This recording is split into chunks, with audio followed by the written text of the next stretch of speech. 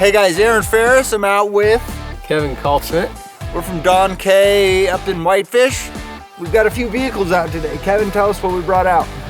All right, we got a new Colorado ZR2, and then we got the brand new Jeep Wrangler Rubicon behind us. This is my truck, and this one over here is Don K's truck. We're gonna take these up the mountain. Typically, you would not be out four-wheeling in snow and ice like this, but we have 100% confidence in these rigs. We're gonna take them up the mountain and show you what they can do.